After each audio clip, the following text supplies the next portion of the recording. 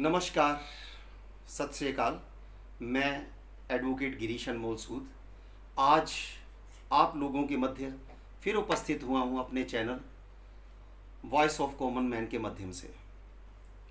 बहुत दिनों से एक मन में प्रश्न था, उत्सुकता थी कि मैं आप सब लोगों के साथ अपने पंजाब प्रांत के रिगार्डिंग कुछ शेयर करूं। आज भरे मन के साथ मुझे कहते हुए अफसोस हो रहा है कि हम उस प्रांत के निवासी हैं जहां पर भ्रष्टाचार की जड़ें पाताल लोक तक हैं, पाताल लोक तक जा चुकी हैं। और हम सब लोग जो इस राज्य की जनता है वो किस बुरी पोजीशन से गुजर रहे हैं। यहाँ जब सब लोग एक महामारी से जूझ रहे हैं, पूरा देश पूरा दुनिया एक महामारी से जूझ रहा है, तो हमारे पंजाब सरकार की कारगुजारी क्या है। यहाँ के जो भ्रष्ट और करप्ट राजनीतिज्ञ लोग ऐसे हैं, जब हम सब लोग लॉकडाउन के कारण अपने घरों में बंद थे तो वो व्यस्त थे। किस चीज़ में व्यस्त थे?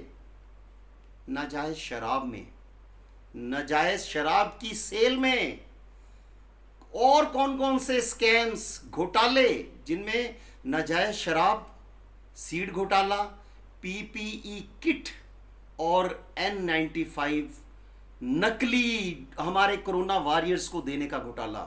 उसके बाद कोविड टेस्टिंग लैब की जो कारगुजारी अमृतसर में जो हम सब लोगों के सामने आई है, वो भी आप सब लोगों के सामने सारे सभी लोग उसके बारे में जानते हैं। इसके अलावा हम सब लोगों को पता है कि किस हिसाब से हमारी सरकारों के ऊपर इल्ज़ाम लगे। वो क्या इल्ज़ाम लगे कि जो हमारे सेंटर की सरकार ने हमारे पंजाब प्रांत की सरकार को जो राशन बांटने के लिए दिया, हमारे पंजाब के 1.40 करोड़ गरीब लोगों को जो राशन बांटने के लिए दिया गया, उस राशन में भी घोटाला। अरे भाई, कहाँ जाओगे जब गरीबों की पेट पे लात मारोगे? कहाँ जाओगे?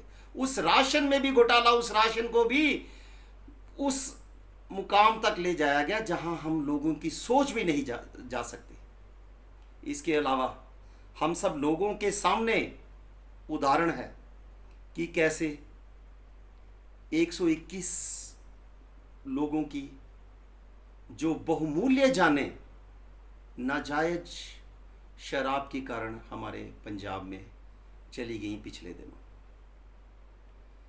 जब पंजाब में सबसे पहले घोटाला हुआ शराब का, कि कैसे लॉकडाउन के पीरियड में नाजायज शराब की फैक्ट्रियां काम कर रही थी, तो जो पंजाब प्रांत में सभी ठेके बंद थे, सभी डिस्टिलरीज बंद थी, तो कैसे नाजायज शराब की भट्टियों से, नाजायज शराब की फैक्ट्रियों से शराब निकल कर लोगों तक पहुंचाई जा रही थी। कौन पहुंचा रहा था? उसमें कई राजनेता शामिल थे, भ्रष्ट राजनेता, बेईमान राजनीतिज्ञ शामिल थे।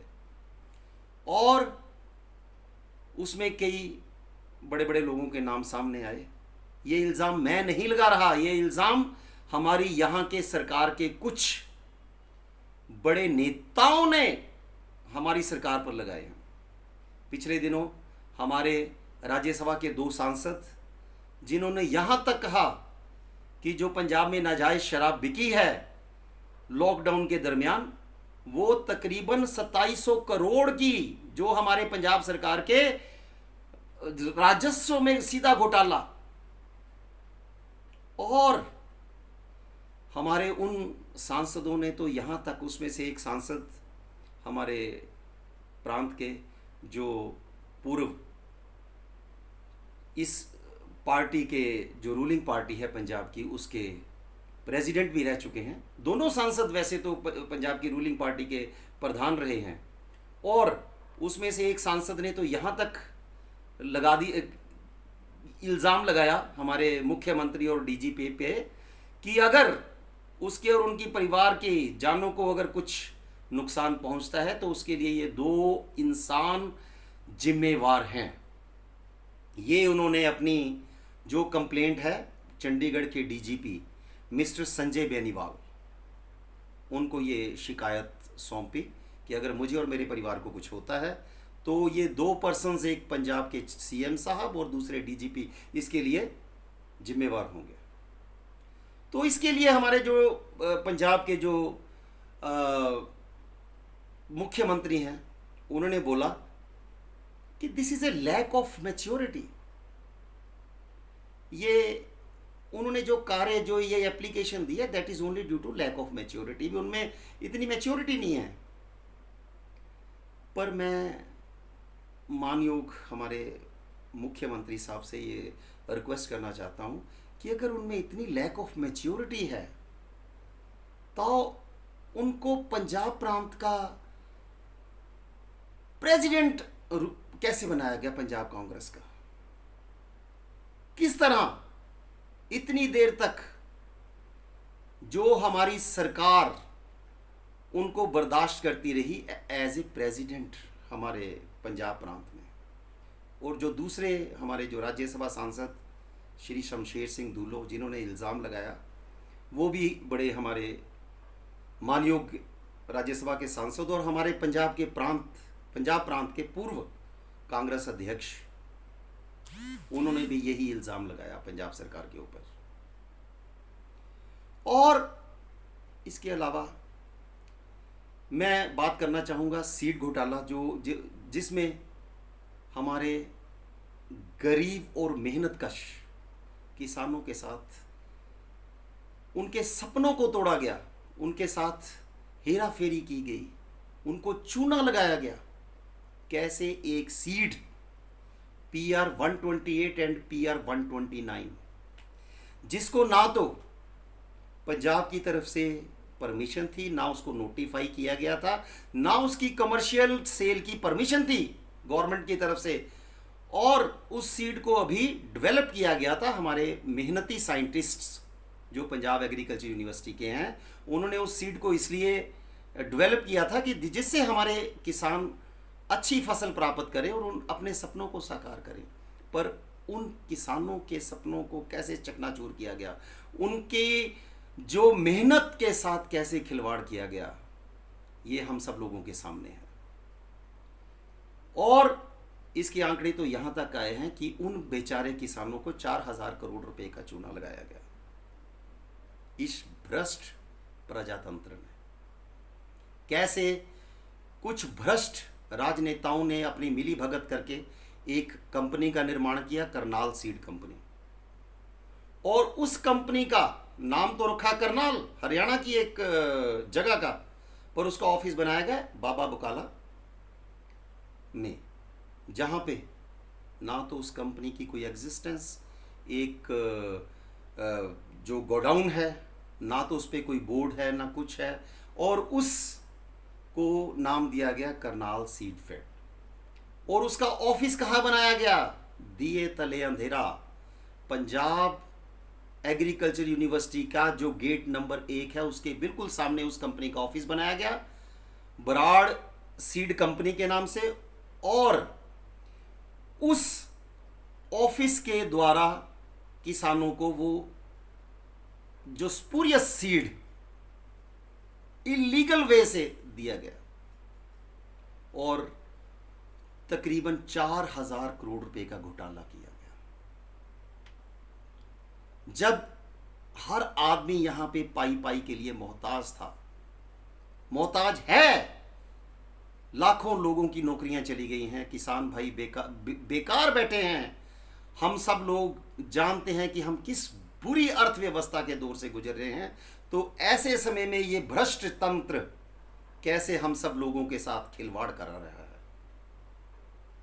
इसमें कुछ और घोटाले भी शामिल हैं, जिसमें सबसे बड़ा एक घोटाला पीछे सामने आया जब हमारे पंजाब की 121 लोगों की बहुमूल्य जानें नाजायज शराब के कारण चली गई, और सैकड़ों घरों को बर्बाद कर दिया उस नाजायज शराब ने। मैं कहना चाहूँगा अपने श्रीमान मुख्यमंत्री माननीय सरदार कैप्टन अमरिंदर सिंह जी से कि हम सब लोगों ने बड़े उम्मीदों के साथ सपने संजोए थे कि एक कर्मठ राजनेता जो एक राजसी परिवार से है और शायद जिसके मन में कोई लालच या बेईमानी नहीं, वो पंजाब की बागडोर संभालेगा और हम सब लोगों को जो इन बुराइयों से निजात दिलाएगा। पर अफसोस, मुझे बड़े अफसोस के साथ कहना पड़ रहा है कि हमारे जो माननीय मुख्यमंत्री, उनको 3 विभाग हैं उनके पास पंजाब सरकार के, जिसमें एग्रीकल्चर प्रमुख है, एक्साइज एंड टैक्सेशन है एंड होम अफेयर। तो एग्रीकल्चर का मैंने आपको सीड घोटाला बताया कि कैसे हमारे मेहनती किसानों के साथ फ्रॉड किया गया। उसके अलावा एक्साइज एंड टैक्सेशन में मैंने आपको बताया कि कैसे पंजाब सरकार के खजाने को 2700 करोड़ रुपए का चूना लगाया गया। इसके अलावा 121 लोगों की बहुमूल्य जाने गई। और मैं क्या कहूं, हमारे कोरोना वॉरियर्स योद्धा, जो हमारे पूजनीय योद्धा हैं, उनकी जिंदगियों के साथ खिलवाड़ किया गया, क्योंकि उनको नकली पीपीई किट और नकली N95 मास्क प्रोवाइड करवाए गए। ये सब घोटालों में हमारी सरकार इतनी व्यस्त रही। मैं ये नहीं कहता कि सारे इंसान इसमें संलिप्त हैं या सारे राजनेता इसमें संलिप्त हैं, पर कुछ भ्रष्ट एंड जो बेईमान राजनीतिज्ञ नेता, हमारे आदरणीय एमएलए, मंत्रीगण, वो इसमें इतनी बुरी तरह लिप्त हैं कि उनको हमारे लोगों के बारे में कोई चिंता नहीं, कोई उनको लेना देना नहीं आम पब्लिक से। मुझे आज कबीर जी का एक दोहा याद आ रहा है कि हंसा बगुरा एक सा मान सरोवर माही, बगरा ढूंढे माछरी हंसा मोती खाही। आज हमारे समाज में हम लोग देखते हैं कि कैसे ये नेतागण अपने आप को साफ सुथरे कपड़ों में रखते हैं और सामने से देखने से लगता है कोई नेता आ रहा है। देखने में सारे नेता एक जैसे लगते हैं, जो बड़े इस दोहे में, जिसका अर्थात ये है कि इस संसार रूपी भव्य सागर में जो मनुष्य, जो ये हमारे नेतागण, ये सारे एक जैसे ही देखने में हैं, पर इनमें कुछ बगुरे हैं और कुछ हंस भी हैं। मैं ये नहीं कहता सारे बगुरे हैं। जो तो हंस हैं वो बेचारे मोती ढूंढते हैं, और जो बगरे हैं वो हम जैसे पब्लिक को, गरीब इंसानों को मछली समझकर झपट्टा मार के खा जाते हैं। इन लोगों से तो भगवान बचाए। आज मुझे ये कहते हुए बहुत अफसोस हो रहा है कि हमारे पंजाब प्रांत में जो ये सब कुछ हो रहा है, उसके लिए मैं किसी एक इंसान को दोष नहीं दे रहा। मैं पूरे राजनीतिक तंत्र को ही भ्रष्टाचार में, इसमें कुछ ऐसे लोगों ने भ्रष्टाचार फैला दिया है कि अब पंजाब की जनता को खुद आगे आकर ये समझना होगा कि उनकी जिंदगियां इन लोगों के हाथों में सुरक्षित नहीं।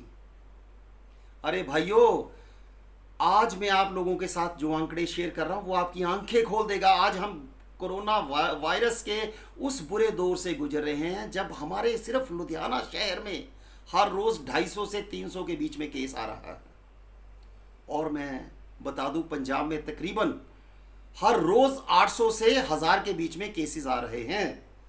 पर मैं आप लोगों को ये कहता हुआ बड़ा दुख महसूस कर रहा हूं कि हमारी सरकार जो हर रोज ये ऐलान कर रही है कि हम पूरी तरह तैयार हैं कोरोना से निपटने के लिए, हमारी पूरी तैयारी है। क्या तैयारी है उसके ऊपर भी मैं थोड़ा सा आपके लोगों के साथ मैं आपकी नज़र करना चाह रहा हूं कि आज हमारे पंजाब प्रांत में सिर्फ जो आंकड़े हैं मेरे पास, मैं उनकी सत्यता स्थापित नहीं कर सकता, पर ये जो आंकड़े, जो ऑनलाइन, जो नेट पे जो मुझे आंकड़े मिले हैं, उसके हिसाब से पूरे पंजाब प्रांत में 314 वेंटिलेटर हैं, और जिसमें 137 वेंटिलेटर कोविड पेशेंट्स को प्रोवाइड किए गए हैं।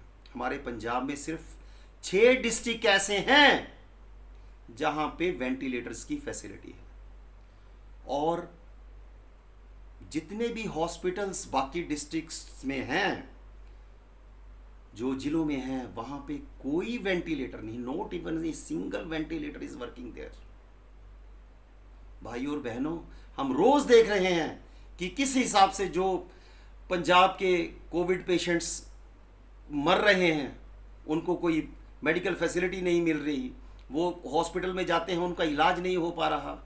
यहाँ तक कि पिछले कुछ दिन पहले हमारे एक बहुत जो मान्य न्यूज़पेपर है, बड़ा रेप्यूटेड न्यूज़पेपर है, उसमें एक न्यूज़ आई कि पंजाब में जो सीरियसली कोरोना इफ़ेक्टेड पेशेंट हैं, उनका, जिसमें कोई डायबिटिक है, कोई हार्ट पेशेंट है, कोई लंग्स किडनी डिजीज़ से इफ़ेक्टेड पेशेंट हैं, उन लोगों की सर्वाइवल सिर्फ 12.5% है। मींस 87.5% जो पेशेंट हैं, उनकी डेथ, उनकी मौत निश्चिंत है।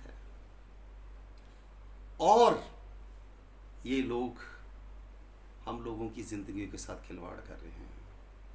पिछले दिनों सुनने में आया कि पंजाब सरकार को चीफ मिनिस्टर रिलीफ फंड में जो पैसा मिला, वो पैसा पंजाब सरकार ने किसी प्राइवेट बैंक में जमा करवा दिया। जब हमारे माननीय मुख्यमंत्री से पूछा गया तो उन्होंने ये बोला कि ये पैसा मैंने संभाल के रखा हुआ है, आगे अगर हमें कोई ज़रूरत पड़ेगी तो हम इसका इस्तेमाल करेंगे। तो मैं माननीय मुख्यमंत्री जी को ये कहना चाहता हूँ कि अब वक्त आ चुका है, प्लीज़ और प्लीज़ उस पैसे का सदुपयोग करें, वेंटिलेटर मुहैया करवाएं। रोज़ हज़ारों लोग इस वायरस से इफ़ेक्ट हो रहे हैं और उनकी ज़िंदगियां खतरे में हैं। पता नहीं किसका नंबर आना है, आज हमारा, कल को आप लोगों में से भी, इन राजनेताओं में से भी कोई हो सकता है। तो इसके लिए मैं आप सब लोगों को हाथ जोड़कर बेनती करता हूँ कि प्लीज़ अपने आप को सुरक्षित रखें और भ्रष्ट राजनेताओं के झांसों में मत आइए। अपना फ्यूचर आपका अपने हाथ में है, और मैं पंजाब सरकार से भी ये अनुरोध करता हूँ कि प्लीज़ वक्त आ चुका है, संभल जाइए। पंजाब आपकी तरफ देख रहा है, अगर आप आज कुछ करेंगे तो कल ये पब्लिक उसका रिवार्ड आपको देगी। अगर आप पब्लिक की तरफ नहीं देखेंगे, उसके बारे में नहीं सोचेंगे, तो ये मैं कह सकता हूँ दावे के साथ कि शायद इसके बाद ये मौका आपको कभी नहीं मिलेगा। इन शब्दों के साथ मैं आप सब लोगों से इजाज़त चाहता हूँ। धन्यवाद। सत श्री अकाल। Thank you.